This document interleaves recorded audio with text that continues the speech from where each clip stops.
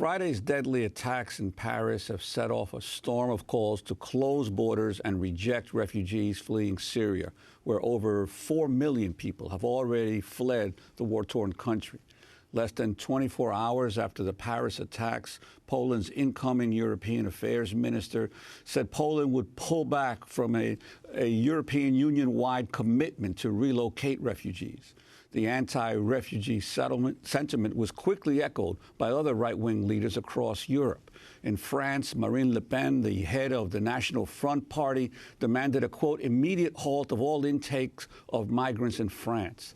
In the Netherlands, Geert Wilders, the head of the People's Party for Freedom and Democracy, called on the country's prime minister to close the borders entirely. Meanwhile, in the United States, House Speaker Paul Ryan and Senate Majority Leader Mitch McConnell have called for a pause in the U.S. program accepting Syrian refugees, and governors of at least 27 U.S. states have said they will not accept Syrian refugees. A Syrian passport, which appears to be fake, was found near the body of one of the Paris attackers, whose fingerprints match someone who passed through Greece and the Balkans. But all the attackers identified so far are European nationals.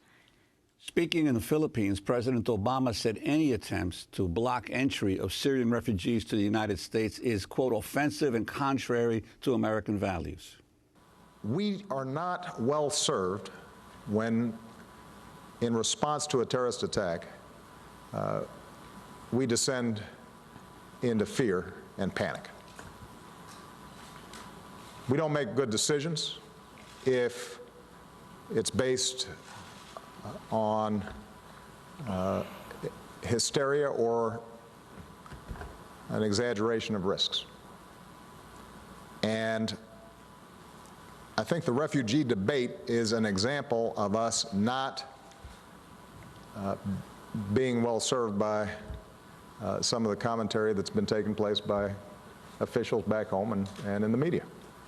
We're welcome, we're open to hearing actual ideas, but that's not really what's been going on in this debate. When candidates say we wouldn't admit 3-year-old orphans, that's political posturing. When individuals say that we should have a religious test and that only Christians, proven Christians, should be admitted, that's offensive and contrary to American values. I cannot think of a more potent recruitment tool for ISIL than some of the rhetoric that's been coming out of here during the course of this debate. That's President Obama speaking in the Philippines. For more, we're joined by Peter Bouckaert. He's Human Rights Watch's emergency director, just back from months in the Balkans and Greece, speaking to refugees coming mostly from Syria, Afghanistan and Iraq, posting messages on Twitter. Peter Bouckaert has helped expose the realities of life for refugees fleeing violence at home, was one of the first people to share images of Alan Kurdi, the 3-year-old Syrian boy who drowned off a Turkish beach. Peter Bouckaert, welcome back to Democracy Now! As you come back just in the last 2 days, dealing with the refugees, documenting what's happening on the ground, your response to what's being said in the United States about not accepting refugees? Well, it's both morally reprehensible and factually wrong to equate these people with terrorists. They're actually fleeing from the terrorists, and they faced horrors of war in Iraq and Syria and Afghanistan. Many of them are coming with their families, trying to bring them to safety and a better future in Europe. And they should be welcomed. They will contribute to our society, and they have a right to asylum. They should not be having to risk their lives and face all of this humiliation on this journey just to get what is legally their right. And could you talk about, you've interviewed many of the refugees, could you talk about some of their experiences and what they told you about their fleeing? Some of them actually were fled after being subjected to bombings from Western powers as well. Yes, many of them have come directly from Syria. They've tried to stay in Syria for as long as possible. It's not like this was their first choice. They really love their country. They faced bombing from the West and from Russia as well, as especially by the Assad regime. And many of them have lost family members to those bombings. I've also met a lot of young men and women who've lost their legs and other limbs to these bombing raids, and who've been carried this whole journey to safety in Europe. I want to turn to comments made by House Speaker Paul Ryan regarding admitting Syrian refugees here in the United States. The national defense bill that I will sign later today requires the president to come up with a plan for defeating ISIS, not just containing, but defeating ISIS. A containment plan is not enough. That has failed. In addition, the majority leader and our committee chairs are developing a plan to address the Syrian refugee crisis. Our nation has always been welcoming, but we cannot let terrorists take advantage of our compassion. This is a moment where it's better to be safe than to be sorry. So we think the prudent, the responsible things take a pause in this particular aspect of this refugee program in order to verify that terrorists are not trying to infiltrate the refugee population.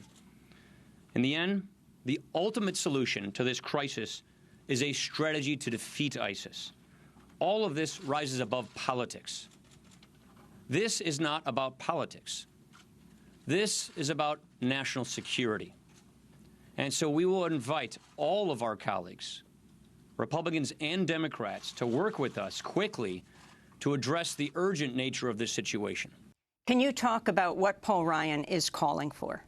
Well, I think it's absolutely misguided. Yes, there is a struggle to defeat ISIS, but there is not just a military struggle. It's a struggle for the hearts and minds of the people of the Middle East. And that struggle for the hearts and mind is actually the most important component of what we have to accomplish. And by shutting the door on the refugees fleeing from ISIS and from the horrors of the war in Syria, we're doing no favor in terms of winning the hearts and mind of these people. The reality is that any Syrian refugee coming to the United States already goes through 4 different levels of security review by different U.S. agencies. So the danger of anybody coming in under the guise of refugee status and being actually a terrorist is absolutely minuscule. We admit 70,000 people already every year, many of them from Iraq and Somalia, and there has not been a single incident of a person turning out to be a terrorist. Could you talk about the reaction in Europe to the refugees, both before the attacks in Paris and now subsequently afterward?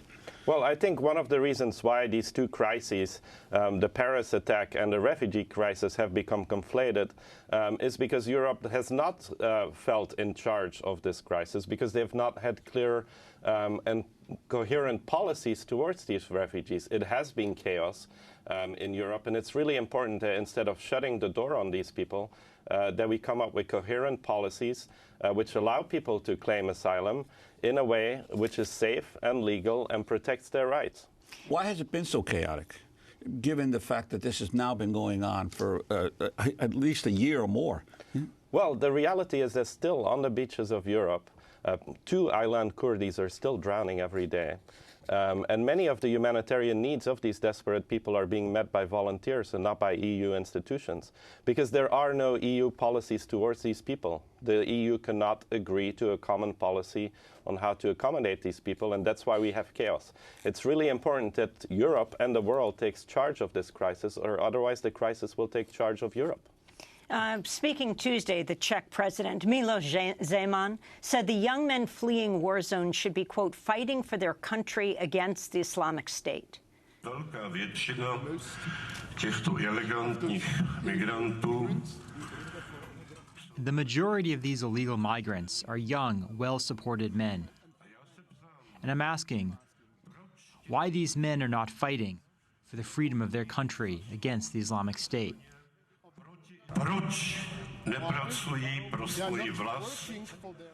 Why are they not working for their country and its improvement, so that their country overcomes its current state of underdevelopment? That's the Czech president speaking Tuesday. Peter Bouckaert, your response. Well, a lot of these men are fleeing because they do not want to fight for Assad. They do not want to be part of the killing machine. And a lot of Afghans are fleeing from Iran because they do not want to be forced by Iran to go fight for Assad in Syria. I think that's a noble reason to flee, to not want to be a killer. But it is important, on the other hand, that these people are accommodated, that their children can be educated. There are 400,000 children, Syrian children, out of school in Turkey alone. If we do not provide them with an education, there is no future for Syria, because nobody will be able to run the country in the future. What is the U.S.'s responsibility for these refugees in the original cause? Well, we are faced with a generational crisis in the Middle East. These conflicts really are a challenge to our generation. And we need a global response. We all need to do our part, including the US and Canada and Australia, to accommodate these refugees, to provide them with safe refuge, to help educate their children, and ultimately to help resolve the conflicts in Syria, Iraq, and Afghanistan. How did the crisis get started? Yes, it's absolutely true that Afghanistan was invaded by the United States in 2001, and Iraq was invaded in 2003. Many mistakes were made in terms of the policies adopted. And so we do also have a moral responsibility towards these people fleeing the consequences of our actions to some degree. We're going to go to break, then come back and play a report by Human Rights Watch, the refugees on the ground. Then Barbara Lee will also be joining us, Congressmember Barbara Lee, and we'll go to Paris to talk with climate activists. Will marches be allowed after the Paris attacks? Stay with us.